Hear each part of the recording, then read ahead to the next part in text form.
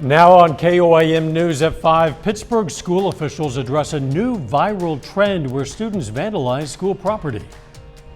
A team of former presidents and refugee groups launches to help Afghan evacuees settle into their new country. I'm Natalie Brand. What Afghan Americans say about the current and future needs. The 4 states' most watched news starts now. A local school district sounds the alarm on a social media trend that could have serious implications for students. This is KOAM News at 5. The trend involves students vandalizing school property or stealing something from school and then posting videos online, most often on TikTok. While school officials can't say for sure it's because of the social media trend, Pittsburgh Community Schools has had incidents of both in several buildings in the district. We did send a letter home because we were seeing this trend happening, and we want to encourage our parents to talk to their students about the downfalls of peer pressure, that sometimes things on social media look cool, but there's real life implications and consequences to that, and things that we put on social media can be there for the rest of your life. TikTok says it's taking down the videos with the hashtag associated with the trend. Tonight at 6, we're going to hear more about the school's response and the criminal consequences students could face if they participate.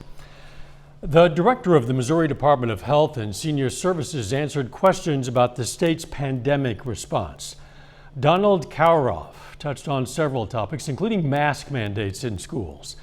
He says the department doesn't want to mandate masks, but they are providing some guidelines for schools to decide what's best for their district. Kauroff also talked about vaccine booster shots, saying the state is trying to be ready should the boosters get federal approval. A morning brief and a after action at 4 o'clock every day. We get together, what we learn, where we're at, but we're tracking with the boosters. We're making sure that we have a system in place so once the word is given, that we'll be able to successfully roll out and distribute the vaccines. Kauroff also says he feels the state's vaccine incentive program, MoVIP, was a success. Jacob Leonard joins us now with a first look at the weather. Well, it turned out to be a pretty nice day for most of us across the area. Once again, it was a little warmer than what we see this time of the year, but overall, it was a good day. Checking out 7th and Range Line here, you can see a few clouds out there, but for the most part, pretty blue skies. Now, like I just said, 91 today was the high in Joplin. 82 degrees is the average for September 16th, so quite a bit warmer than what we normally see this time of the year. Skywatch storm tracker, pretty clear over the last 12 hours. That has been the case. Temperatures right now, still pretty warm. 89 in the Osho, 90 in Webb City, a little cooler in southeast Kansas, 86 in Fort Scott, 86 in Iola. And as we work through the rest of the evening, we will make our way down through the 80s, through the 70s, then most of us will bottom out in the mid to upper 60s. So once again, pretty warm evening. We're going to talk about that and have a look at the full forecast coming up in just a little bit now. See you then. The Biden administration has begun notifying governors and refugee coordinators about how many Afghan evacuees will be resettled in individual states. This comes as a new group made up of former presidents, Afghan Americans, and advocates launched this week to help accelerate resettlement efforts so evacuees can assimilate to life in their new country. Reporter Natalie Brand talked to 2 Afghan Americans about this process and what's needed to help the tens of thousands now arriving in the U.S. Cities big and small across the country continue to collect donations and prepare to welcome tens of thousands of Afghan evacuees forced to flee their home country, now faced with starting over in a new one. Me and my husband, we were struggling to find an appropriate job because here our work experience was not counted. Geeta Faramand Rahimi arrived to the U.S. in 2015 on a special immigrant visa, leaving Afghanistan under Taliban threat. I was working with the U.S. government that put my life and life of my family in danger. It was a big and hard decision for me to leave Afghanistan, but I didn't have any other choice. She now works with Refugee Services of Texas and was named to the council of the newly formed Welcome.us, aimed at connecting Americans who want to help with the groups working on the front lines. Specifically at the bases, there is a need for cultural competency, people there that can speak the language and help them during this time. Homaira Hosseini, who fled Afghanistan with her family in the 1990s, is now an attorney in the Bay Area and a board chair of the Afghan American Community Organization. It's going to require commitment both from private and public sectors to ensure that Afghan refugees can successfully weave into the American fabric. She says longer-term needs will be jobs and affordable housing. But advocates and Afghan Americans want new evacuees to know We will help you navigate your ways here in U.S. a growing support network is ready to put them on the right track. Natalie Brand, CBS News, Washington. CBS News has obtained government statistics that break down where the roughly 37,000 Afghan refugees who arrived in the first phase will be resettled. California is set to receive more than 5,000 refugees, the largest number of any state. That's followed by Texas with more than 4,400. Spacex successfully launched the first all-tourist crew into orbit last night. The tech billionaire Jared Isaacman chartered the flight for an estimated $200 million, and he took 3 other private citizens on this 3-day mission. It's part joyride and part fundraiser for St. Jude Children's Hospital. On board, Haley Arsenault is a childhood cancer survivor who works at the hospital. She is now the youngest American to ever go to space. Still ahead, the latest economic outlook. President Biden wants the rich to pay their fair share in taxes. I'm Skyler Henry in Washington with the latest economic outlook as the president looks for more buy-in from Senate Democrats on his spending agenda. And next in Health Watch, a look at a lesser-known vision correction procedure offering an alternative to LASIK. Topping today's Health Watch, hospitals in hard-hit parts of the country are overwhelmed with COVID patients. In Florida, dozens of hospitals are at 100% occupancy in their ICUs. In Alabama, ICUs are above 100% capacity across the entire state. And in Idaho, hospital ICUs are so close to capacity, they're forced to send patients across their state border to Washington, which is dealing with its own crisis. The number of states with a high percentage of obese adults has sharply increased. The CDC reports 16 states now have an obesity prevalence at or above 35%. That's up from 12 in 2019.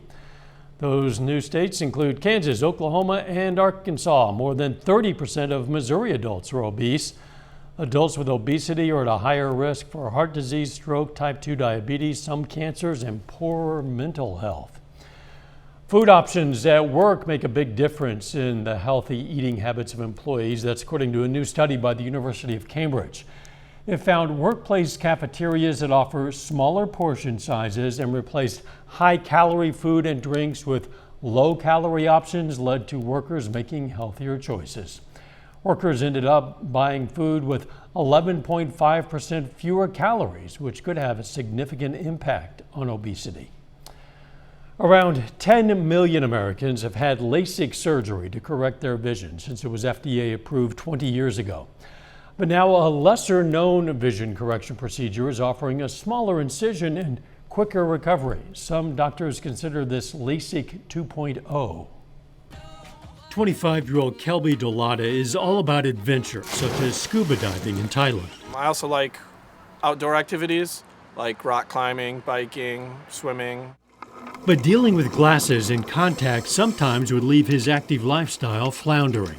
If I'm swimming or doing something outdoors or get something in my eye, I always have to worry about the contacts washing away. Or even put him in dangerous situations. One time I ran completely out of lenses and I had to drive a motorcycle to the contact lens store with one eye like this, trying to avoid potholes. So Kelby looked for a solution to get rid of his vision problems for good. That's when he found SMILE, or small incision lenticular extraction. With LASIK, eye surgeons use a laser to create a flap on the surface area of the cornea. But with SMILE, we don't have to use a flap. So we're using a laser to create the correction just below the surface of the eye, of the cornea, through a very tiny opening. Since there is no flap, there's no chance of the flap shifting, flooding, or dislocating while doing physical activities. But as soon as the next day, patients could resume those activities. Kelby had the SMILE procedure, My vision was already almost 100% better just the next day. allowing him to have better vision for his newest adventure, welding. I can just wear safety glasses or the welding helmets and my glasses never get in the way. And allowing him to spark new interests with clearer vision. Dr. Manning says people with dry eye can also benefit more with Smile than with LASIK. The Smile procedure takes only a couple of minutes per eye, 30 minutes in total. The price is about the same as LASIK at $2,500 per eye and is not covered by insurance. Doctors are more likely to prescribe painkillers to white patients than Black, Hispanic, or Asian patients complaining of back pain. That's according to a UCLA study of medical claims from 2006 to 2015 during the early days of the opioid crisis. The study's author says it's possible some doctors believed patients of color were more likely to misuse opioids, even though data shows that is not the case. Researchers say it shows how medical treatments can be unequal based on race and ethnicity. And that is a look at today's health news. Jacob Leonard is up next with the complete forecast. And a little bit later, the United Nations releases a report on the efforts of countries to meet emissions levels laid out in the Paris Climate Accords. A beautiful smile.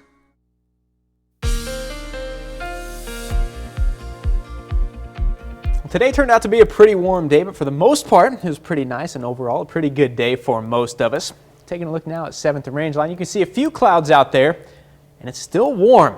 Current conditions right now in Joplin, you can see it's 90 degrees. The winds coming out of the east-southeast at 10 miles per hour. Humidity 39%, so not too bad to speak of. Now, for September 16th, it is a little warmer than what we normally see at this time of the year, and it's also warmer than what we saw yesterday. Yesterday topped out in the mid-80s. As you can see today, we're still hanging around in the 90s, so warmer than yesterday, warmer than what we normally see at this time of the year. And it's still warm out there. Current temperatures from across the area, 89 in Neosho, 89 Carthage, 87 in Lamar, a little cooler in southeast Kansas, 86 in Fort Scott, 86 in Iola. Skywatch storm tracker, not a lot going on right now, and that has been the case for most of the day. Outside of a few clouds, it's been pretty blue skies for most of the afternoon. Future track for you when you get up in the morning, go out to head to school. It's still going to be mid-60s, near 70 degrees, so not what I would call cool for going to school in the morning. Now, as we work through the afternoon hours, we may see some pop-up showers get going in southeast Kansas, 6 o'clock. It's probably why you're traveling to high school football games tomorrow. I know I'll be out there. I don't want to see any of that rain. The good news is I don't think much of that will stick around. We may see a few pop-up showers late Friday night and into Saturday morning. But for the most part, not a lot to worry about. High school football should be good, but once again, it will be a little warmer. Working through Saturday morning into Saturday afternoon, we once again will touch 90 degrees, so it's warm again on Saturday. As for the rest of the night tonight, it's going to stay warm. We'll drop through the 80s, through the 70s, 72 by midnight. You can check out our lows. Most of us bottoming out 64, 66. So mid-60s for lows tonight. And then taking a look at the 7-day forecast. Now it's going to stay hot through the weekend. As we mentioned, tomorrow we may see those pop-up showers around 6, 7 o'clock for football time. Going to stay hot through the weekend. Hot on Monday, but then look at Tuesday. Rain chances, 40% chance of rain on Tuesday. A little thunderstorm action. But it will be in the 80s, and then look at that. You don't need that cool graphic there to know that it's going to be the first day of fall. You can walk outside. You could probably figure it out yourself. Be in the 70s on Wednesday. That will be a welcome change. I know if you're like me, been waiting for soup, chili, whatever it is, yeah, New England clam chowder. Weather. Yeah, that's what I've been waiting for. So that is the day that all the leaves are going to fall off of the trees. It'll be on Wednesday. That's the first day that they'll be off the trees, and I'll be eating soup. Yes. Okay, very good. Thanks, Jacob. COVID lockdowns helped to cut fossil fuel emissions around the globe, but a year later, scientists say pollution is back to pre-pandemic levels. A UN report card finds none of the world's major economies is making the grade when it comes to cutting greenhouse gas emissions, even though nearly 200 nations pledged to make big changes under the Paris Climate Accords in 2015. Scientists warn if more solutions don't come quickly, we can expect more extreme weather. Coming up, President Biden pushes for Democratic support of his economic agenda. First, though, we honor a local member of the armed forces. Travis Domansky is in the U.S. Army, his hometown, Avila, Missouri, and we salute Corporal Travis Domansky, a four-state hero. You can learn about lots of other heroes from all across this area, more than likely some from your own hometown. You can also submit a hero of your own anytime you like, and it's very simple to do. You just go to our website, click on the link. It's koamnewsnow.com.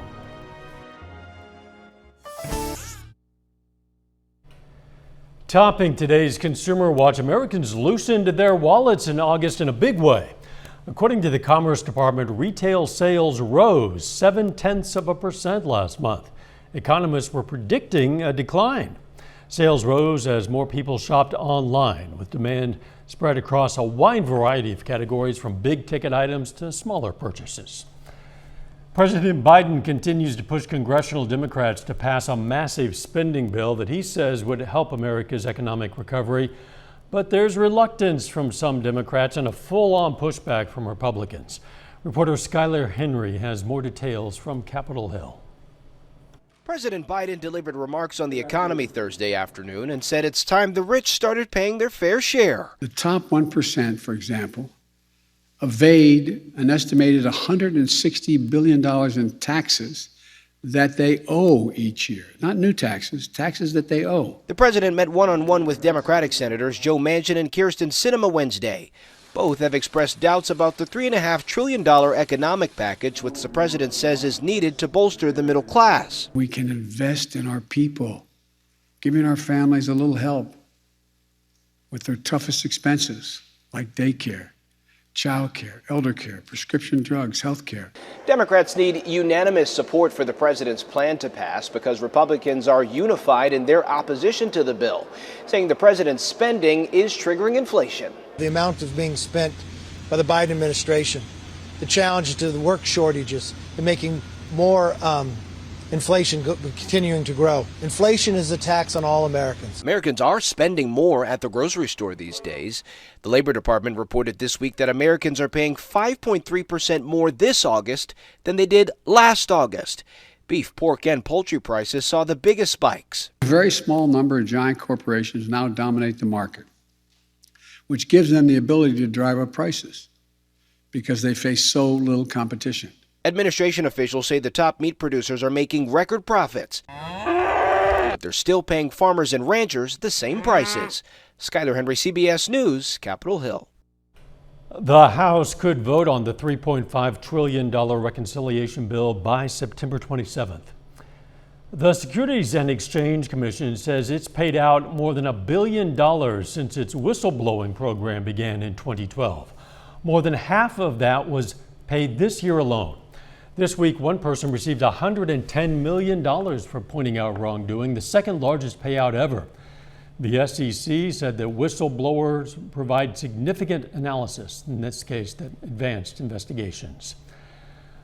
Microsoft is getting rid of passwords. The company says users now have several options to log in, including a security app where you can use a biometric, like a fingerprint scan.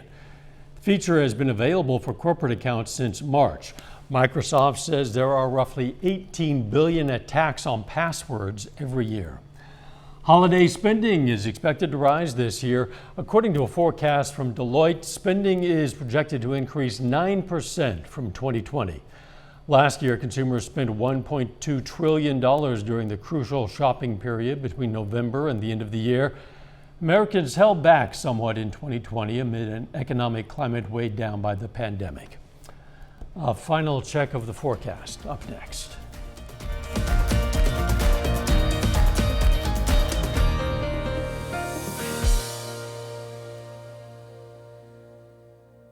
Salon services.